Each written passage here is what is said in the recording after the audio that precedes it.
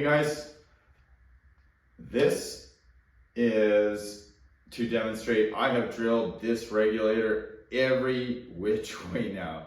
From the back, from the front, down the center, as I'll show here.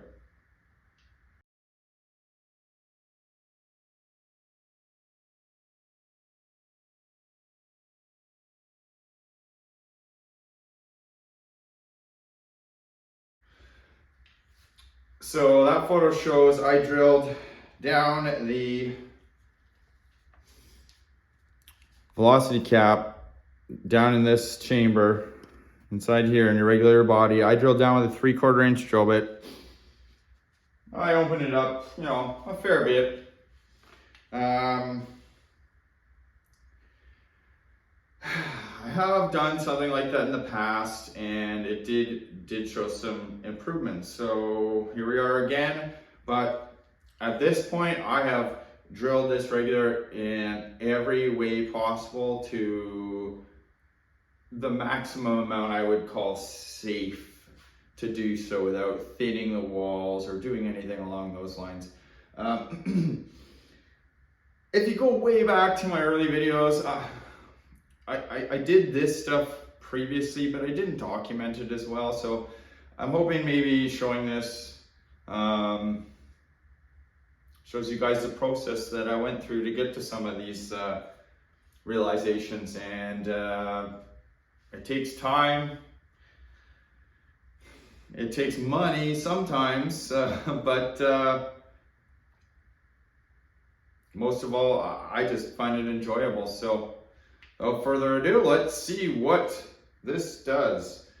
800 PSI, full tank, and 9.9s in my mag. Oh, anyway, chrono. There we go. So I was like 310 to 314. Nothing really changed after all those other drilling features. So did this one change anything? If it's better than 314, then if it's significantly better than 314, I mean, maybe it's something.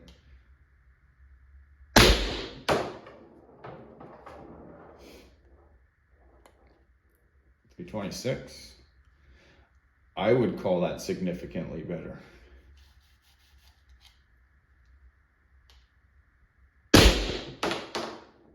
Damn straight, it's significantly better.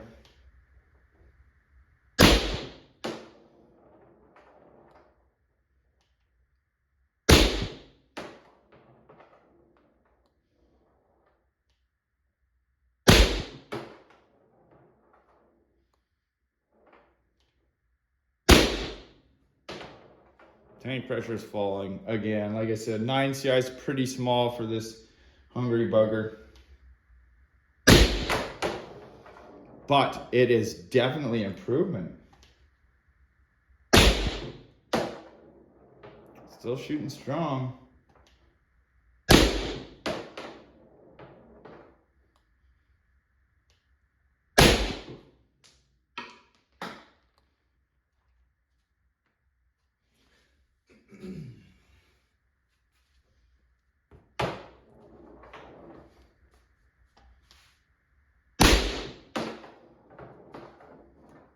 I think this is my last shot. 312. No, maybe I put 15 in here. 316. I'm actually impressed. 306. Now she's dropping. Oh yeah, we're like 600 PSI left in there. So yeah, 282. And that was actually the last round.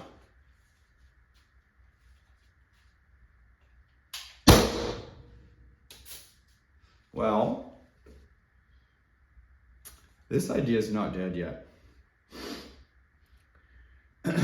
But I got to get my hands on the new rig first. it's almost cheaper now to buy a whole new M17 and scavenge parts from it than just buy the regulator on its own.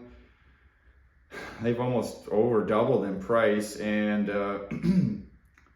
my M17 that's on the wall has had probably over 3,000 rounds through it. So, I mean, if I got to start scavenging parts of it, I mean, maybe it's time that I just get a new one and replace it. But I think what I'm going to do next is, instead of all that monkey junky drill this way and drill that way, do the standard version 2 bypass. So remove the orifice, retest, but this time, instead of starting drilling from end to end here, I might just open up this section. Maybe this was the key all along. Sometimes it's trial error, guys, and sometimes I go in the wrong order, and unfortunately, once you start drilling these things, there's no turning back.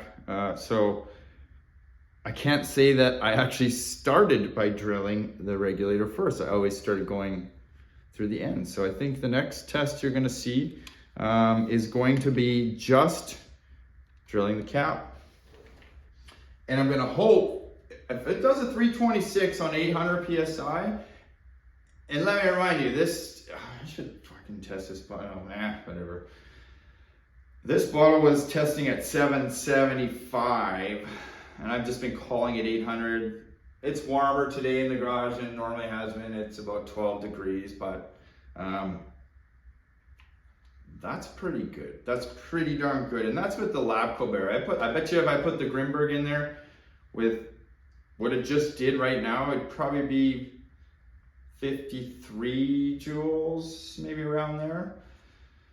So I'm quite happy with that, but now I have to start all over again with the new rig. So just have to keep watching, guys.